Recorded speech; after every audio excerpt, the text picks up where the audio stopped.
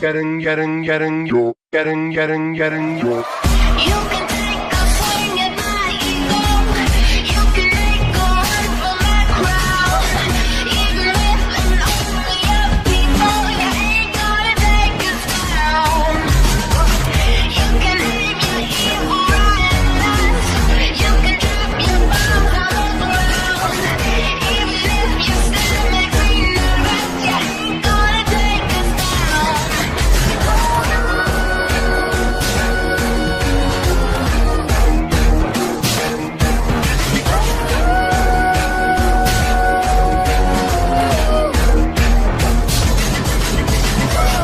No need for crying. If darkness fills the skies, we'll go on forever. And what's happening again, guys? This is the Club of the Man 1993 coming at you for another Retro WrestleMania review. We have 2 more WrestleManias left after this one. I am so excited to be getting towards the end of this and to be talking about these last couple WrestleManias. Well, this one I'm excited about. Next one, last one, okay. But we'll get to those down the line as hopefully over the next couple days and wrap this series up by the end of the week. Today we're going to talk about WrestleMania 31, which took place on March 29th, 2015 at Levi Stadium in Santa Clara, California. My good friend Robbie One Kenobi, as far as I know, was in attendance at this, so shout out to him as well. I know you had a blast in this WrestleMania. Now, here's the thing. Like 2 years later, you do forget that this WrestleMania had terrible build to it. Terrible build. Because it was part of 2015, which, in my honest opinion, out of the 4 years I've watched wrestling so far, 2015, no doubt about it, was the worst. One of the worst years, I'd say. Well, to me, it was my least favorite year. It all started because of that Royal Rumble match, that dreadful Royal Rumble match, that turned into a segment on Raw. Because it was Roman Reigns winning, but Big Show and Kane stole the show. And then they had to use The Rock to try to, sucker us back into being happy. Because we all wanted Daniel Bryan to win. Because he had the comeback story. He lost his championship from his neck injury. Never got his rematch for the title. Never did. But he loses the Royal Rumble. And then Roman Reigns wins it in this terrible fashion. Philadelphia was like booing the heck out of Reigns. And they almost threw a riot pretty much. To then having Roman Reigns put his number 1 contendership on the line against Daniel Bryan at Fastlane. Just to the following on Raw for Daniel Bryan to endorse him, which, as I said how many times, that segment felt like it was just Vince McMahon talking through Daniel Bryan. Just saying, see, look, your hero is, endorsing Roman Reigns. He even thinks he's great. It's not going to fall for us, Vince. In the end, Daniel Bryan ends up getting a consolation prize as his WrestleMania, as I'd say, and he could have had a good run with the title, except for the fact that he got injured again, and it led to him retiring in February 2016. So yeah, despite the terrible build, though, for this WrestleMania was still a really good show. Like, watching it again, I still enjoyed it. Not as good as WrestleMania 30, but definitely close, in my opinion.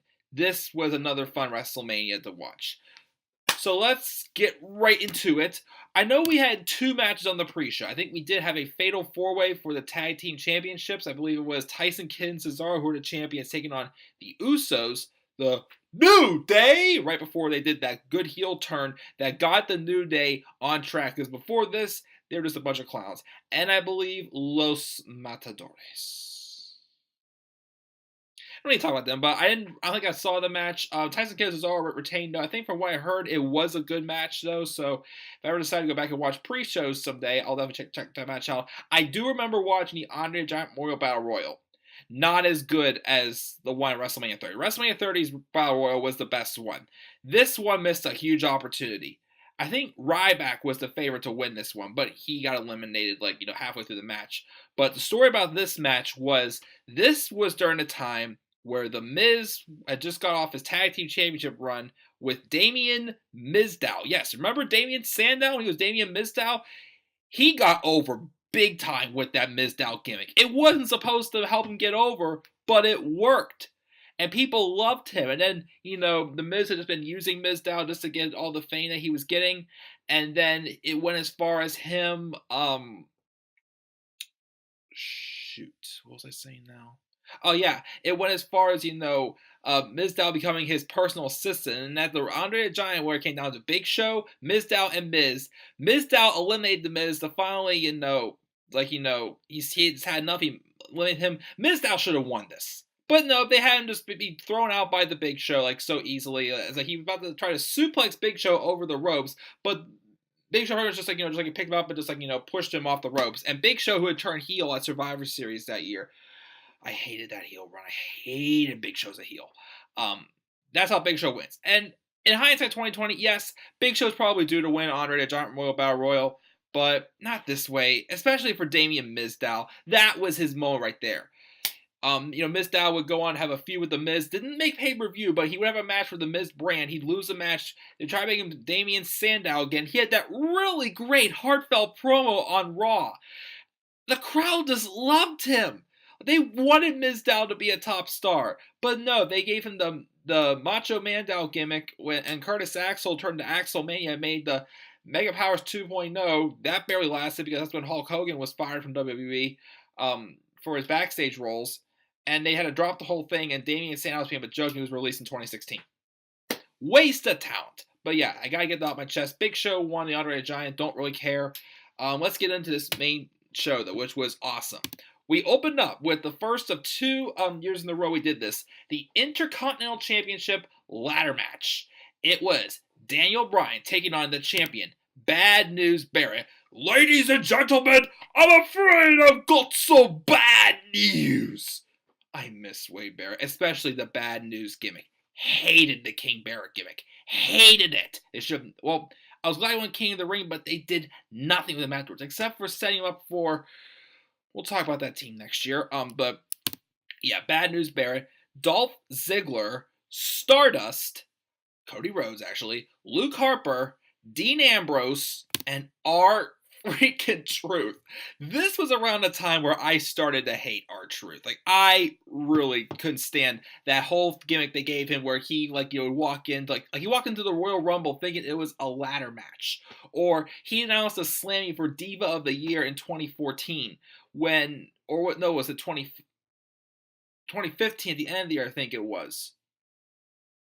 Maybe?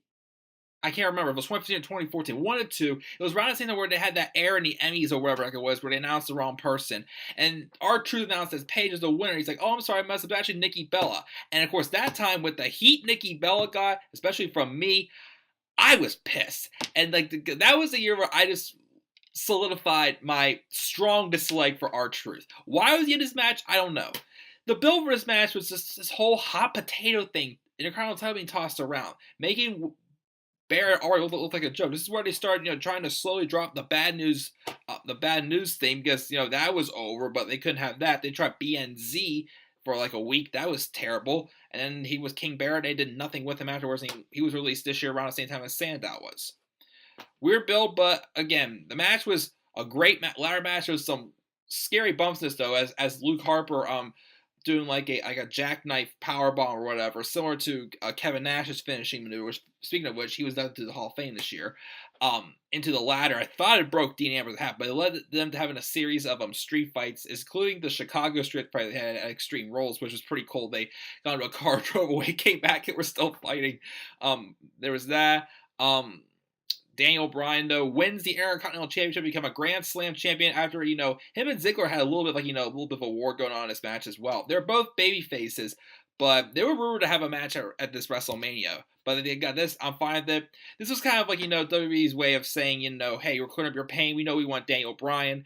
As Bryan won the title, a cool moment for him, again, until he went on to suffer a concussion the following week on SmackDown in his match against Sheamus, when Sheamus had returned as a heel.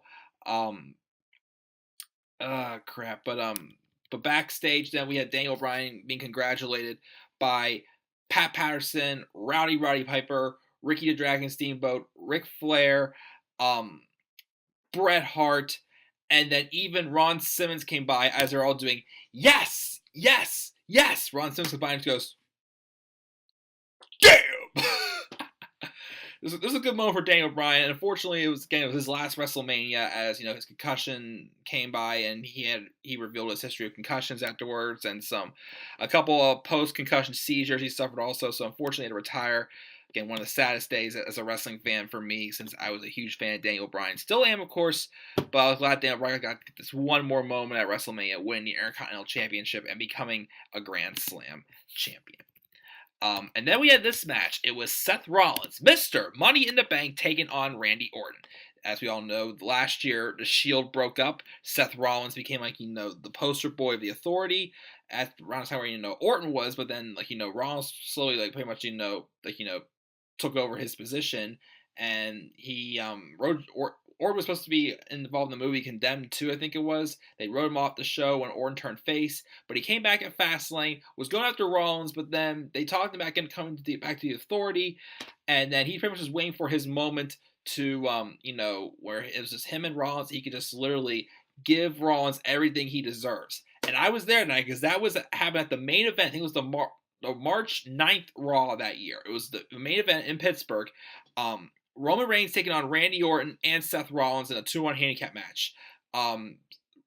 Orton refused to tag in, gave him the double bird. I just remember the look on Orton's face. I'm like, yeah, it's a typical FU look from Orton. And you knew that Seth Rollins was doomed, pretty much. And Rollins got beat down, set up their match at WrestleMania. The match was really good. Again, as I probably said in my SmackDown review tonight, when Randy Orton actually gives a crap, even as a babyface, I know he hates being a babyface, but when he actually gives a crap and he's literally trying to get his revenge on somebody like he was to Seth Rollins or tonight to Kevin Owens, he can still put on a good match. And this match was really good. I like how, Orton kicked out of the curb stomp once, Rollins kicked out of the RKO. It was like, it's okay to kick out finishers, but don't be like, Rock and Cena kick out their finishers like, 5 times during the match. It just waters down your finishers like crazy. And of course, something like Jinder Mahal kicks out of the AA in 2017, but we're not going to talk about that. But what was really known for this match, though, my favorite part, and I think, again, they did not rehearse this at all. And I think Orton was, how energetic he was afterwards. I think he was just pumped up that they were able to hit that. Rollins went for another curb stomp. Orton stood up. Rollins went flying in the air. Orton caught him on the way down to an RKO, and that's how he won the match. A sick looking RKO. I loved it. After he hit it, Orton's I pumped up, you could mistake it as yeah, I got him that time, whatnot. But really, hindsight 2020, it was really Orton himself being awesome. I hit that move. It looked sick. And he gets the victory over Seth Rollins. Now, that was a good victory, though, because it's set for something to happen after this WrestleMania due to what happened at the end of the night. But we'll talk about that at the end. So, Orton gets the win. And then we had this match, 14 years in the making. The Icon Sting taking on the Game Triple H, who had a Terminator entrance, which I thought was alright, but I still thought that Game of Thrones entrance with him, sitting on the throne at WrestleMania 30 with his little slaves, Charlotte, Sasha, and Alexa there. I thought that was his best entrance pretty much. But it was this match. Sting Triple H. The build for this was great. Sting made his first WWE appearance at Survivor Series, and shoved Triple H so that way, the Team Cena could beat Team Authority. Temporarily put the Authority out of power until they were weekly brought back. Hated that segment to end the year, in 2014. But, Sting came around still, here and there to, cause Triple H things, and then Triple H called him out for a face-to-face confrontation at Fastlane. He thinks this is WCW taking on WWE, but all Sting says was, this is not, I'm not here to fight for ECW, I'm here to take Triple H down, being the manipulator he's been for all these years, getting the success. I'm here to pretty much shut him up.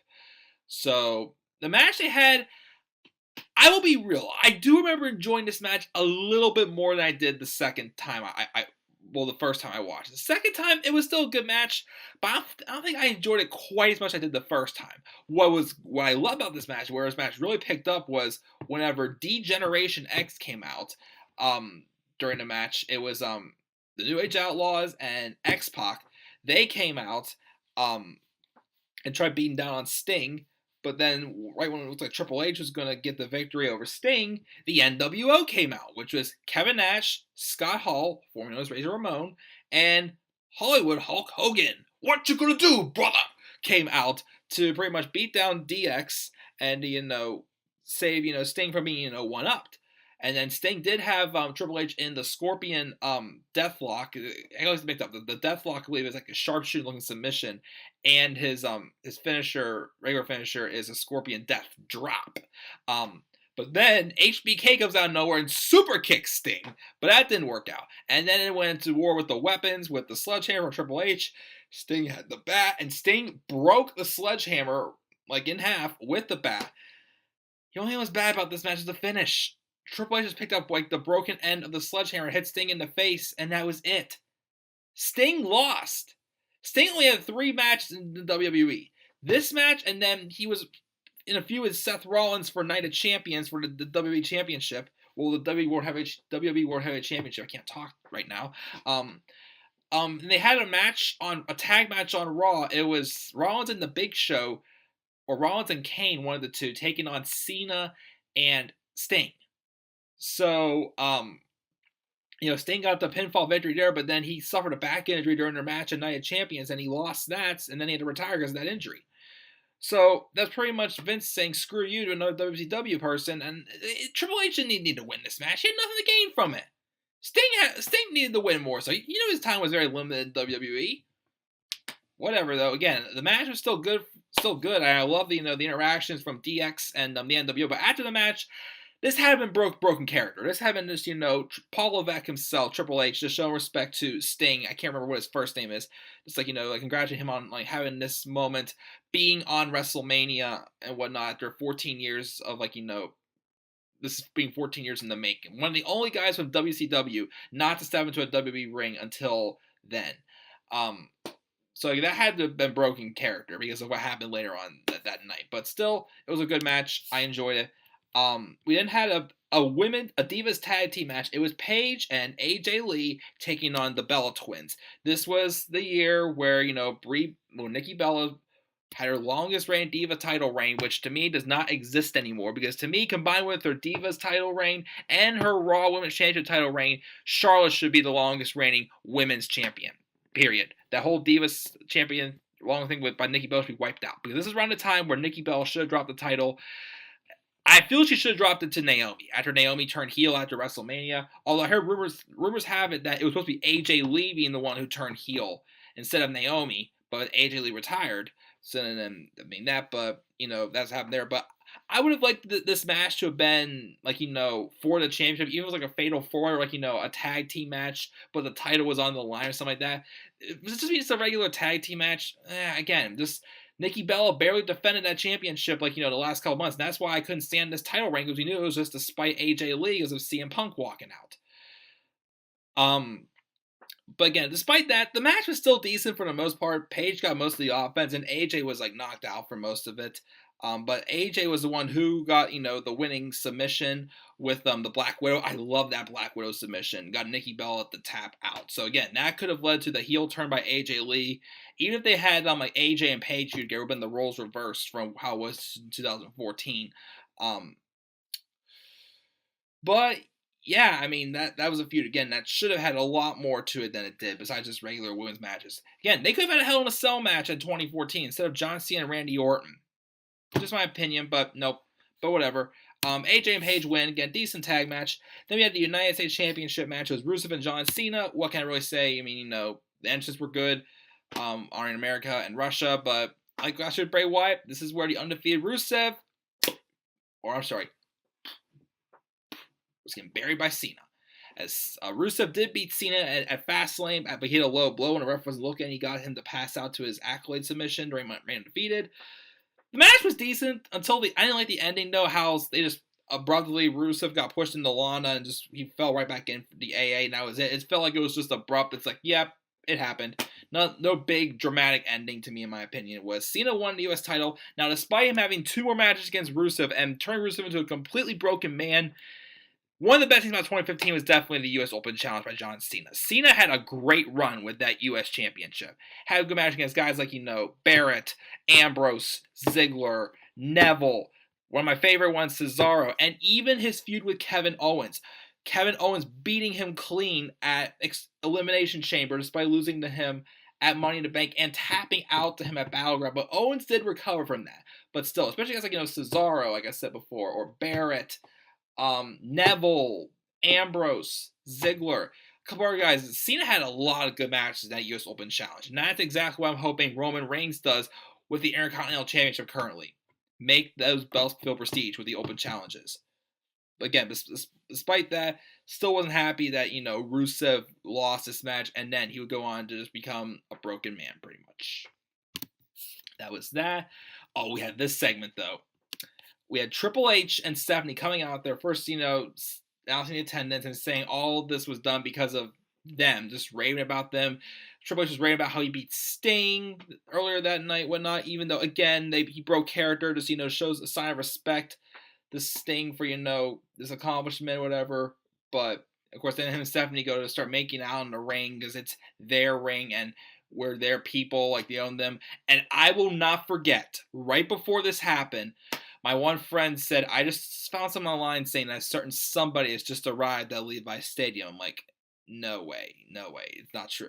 And sure enough, hit the smell! What The Rock is cooking! The Rock came out, and he confronted Stephanie and Triple H, pretty much saying to them, like, you don't own these people, you don't own these rings. We do and whatnot. And of course, typical authority fashion, I got nothing to say to you. Get the hell out of my ring. And then, Stephanie slaps The Rock. But then The Rock brings somebody to the ring. Now, let me tell you something. I had not watched any UFC at all at this time. So this was the first time I ever heard of this certain individual. And Stephanie's like, what are you going to do, Rock? You going to hit a woman back? What are you going to do now? You're going to do nothing about it. Exactly, because, everybody does nothing to Stephanie. But The Rock said, well, I would not hit a woman. The Rock would never hit a woman. But I know someone who gladly will. Ronda Rousey was in the crowd. She brings him in. Ronda pretty much says, even though Stephanie was once again saying, this is my ring, get the hell out of my ring. Ronda says, any ring that I'm in belongs to me. And then, The Rock said some smart talk to the authority again. And then, enough talk was talk. The Rock then would lay the smackdown to Triple H and beat the crap out of him. And then Ronda freaking Rousey, like body slammed Triple H pretty much. Or like just like flipped him over her. It was a miracle. Then Stephanie went to slap Ronda, and Ronda put her in like a shoulder lock or something like that, putting Stephanie in pain. I was really hoping this was set up for a match at WrestleMania 32 between The Rock and Ronda against Stephanie and Triple H, but it didn't happen. But the segment was still awesome. Loved the segment. Definitely one of my favorite segments of 2015. Then we had this match. Now, again, I felt who should have won did not win. But who won, I was still mixed about him winning because it's like, okay, he still proved that he still had it. Even though they probably could have gone with a losing streak with this person or something like that to help put some other people over. But it wasn't the case. Bray Wyatt, who for weeks was calling somebody out, who it was, and finally was revealed at Fastlane that Bray Wyatt was calling out The Undertaker to have a match at WrestleMania 31. And he wanted to be called the new face of fear. I was there tonight also in the Raw in Pittsburgh on March 29th, the night where Undertaker answered his challenge, where the lightning struck the urn or whatever it was in the ring, and appeared on the ring saying you'll rest in peace at WrestleMania 31 or whatever, saying Undertaker accepted the challenge. That was awesome. What was weird about this match though is that since it was out in Santa Clara, it was probably like 6-7 o'clock at that time, and the lights, and it was still kind of close to daylight. It's around sunset, so it wasn't completely dark for Taker's entrance, which I felt affected it a little bit, but just a little nitpick there. The match they had was decent. A lot of people give crap about this match. It was average. I felt it was decent. Bray looked strong in it. So did Taker. Taker looked in a lot better shape than he did the year before. At his match against Brock when he lost, he looked so out of shape. He looked bad. He looked old. This match, he looked better. And again, despite being decent match, despite Bray not winning again, I still somewhat was okay with Taker winning because it showed that Taker still had it, even though now it felt like, Taker at WrestleMania didn't mean anything more because the streak was over. He proved he still had it, so what was the point of him still coming back for matches? Because WrestleMania 32, he was in a very pointless storyline. I don't know why he was even involved in the story. 33, storyline's okay, but the match wasn't that great either. But we'll talk about those when we get there. But um, but yeah, Taker wins 22-1. That's the case there. And then we had the main event, the WWE World Heavyweight Championship match. It was the reigning, defending, undisputed heavyweight champion of the world, Brock Lesnar, taking on the big dog, the winner of the 2015 Royal Rumble, Roman Reigns. Now again, as I said earlier, people wanted to see Daniel Bryan get this opportunity. Did not happen, unfortunately. It was to Roman Reigns. And for a while, it felt like Vince McMahon saying, sucks to be you guys, but this is what our main event was. Now, that was definitely next year. That's what happened next year at WrestleMania 32. But this year, it was saved. Well, I shouldn't say it was saved because this match was still good. The match between Roman and Brock was still what I wanted. A good physical match between two guys who were very close in size, just going out there and beating the crap out of each other. And excuse my language, but of course, I love the part where Brock goes, Suplex City, bitch! I love it whenever Brock says that. But he was just, just beating the crap out of him. And Roman just kept smiling and saying, you can't put me down. You can't put me down. Of course, smiling Roman Reigns is what we can't stand. I rather prefer, we get, these days, smug looking Roman Reigns. Not the smiling Roman Reigns like, hey, you can't get me. But these guys literally beat the crap out of each other. And yes, Roman did kick out of several F5s, like I'd say 3. Roman had to spear Brock twice before trying to pin him and not getting the victory. There were so many times where I felt one of them could have won, but it wasn't like, like Cena and Rock, which was like finisher after finisher after finisher after finisher. This was a good, hard-hitting, fast-paced physical match. And Brock and Roman don't get enough credit, I think, for this match. But I give them credit, they put on a good match. Now, I think it was either the last spear or the last F5 that Brock had hit. They were both laid down, beaten up. Now, let me tell you something also. When I made the predictions, my friends and I made our predictions that night at my friend Daniel Geis' house. Only one person predicted what actually did happen. And the funny thing was, it was a guy who, watched some wrestling, was more of a casual viewer. One person predicted this to happen, and he was the only one who was right. Seth Rollins' music hits, and he comes running down the ramp, cashes his Money in the Bank briefcase, hits the curb stomp on Brock twice. Well, first he hits it once, and before he pushes Roman out of the ring. But in the second time he goes to, hit it again, but then Brock still almost hit that 5 on him. Roman speared him, and Roman all beat up already, hit with another curb stomp, and I believe Rollins literally did say thank you so much when he did the pin. Seth Rollins becomes the first person to cash in his Money in the Bank contract at WrestleMania and win the title. It was an unreal moment. We were just like all shocked at the house. It's like, what just happened? Oh my God, what just happened? Because, in our minds, again, at the time, we were still upset with Roman being the main event, not Daniel Bryan. But still, at the time, Seth Rollins saved this WrestleMania. He saved this main event. But you can't say that completely because, again, Roman and Brock still put on a great main event. And I enjoyed it. But Seth is capitalizing on, sending us home a not so obvious way as it could have been. It was awesome. It was unbelievable. It was a great moment for Seth Rollins. It's a shame, though, that title run wasn't really that strong. He was a very weak champion. Pretty similar booking to Kevin Owens, the chicken crap heel he was. He got injured at the end of the year, but I will say, 2015, though, was still the year of Seth Rollins. He still had good moments, but he could have been booked a little bit better as champion. It wasn't his fault, though, but he could have been booked a little bit better. But that WrestleMania moment by him never can be taken away. And that's why, these days with the 2 Shield matches, Roman Reigns, you can say, has had good success at WrestleMania despite terrible booking. But Seth Rollins is one of the guys who I consider on the active roster who, has had some early but not a lot of WrestleMania experience yet, but has had a lot of good experience with WrestleMania so far in his career. And I look forward to see where he goes next year. As long as with all the rest of the Shield members. Again, despite Roman Reigns gets bad booking, I still, always want to see Roman succeed some way. And he has a good start with the Intercontinental title run. Dean Ambrose, So he's probably going to go in some different direction at the beginning of 2018, but we'll see what happens there. But again, that's it for WrestleMania 31. Again, great ending with the Seth Rollins cash. I can't believe only one person out of all my friends predicted that to happen. I thought, no, you're baloney. It's not going to happen. But it happened. But yeah, that's it for WrestleMania 31. If I give it a grade, I'll give it a B+. Really strong WrestleMania. Loved it again. Despite the terrible build, the terrible year 2015 was, this was still, by far the highlight of the year on the main roster. WrestleMania 31. So leave your thoughts down in the comment section, guys. What are your thoughts on WrestleMania 31? Click the like button and be sure to click the like. Just please be sure to click that like and subscribe for more content to come to this channel. Follow me on Twitter, DemandAir93. I will start watching WrestleMania 32 tonight. I will get the NXT review done tomorrow as well. And hopefully wrap up this series by the end of this week. Get back to some of my old stuff I used to do as well. So thank you guys for tuning in. With that, guys, I am signing out. I'm the Club Man 1993. Have a great night.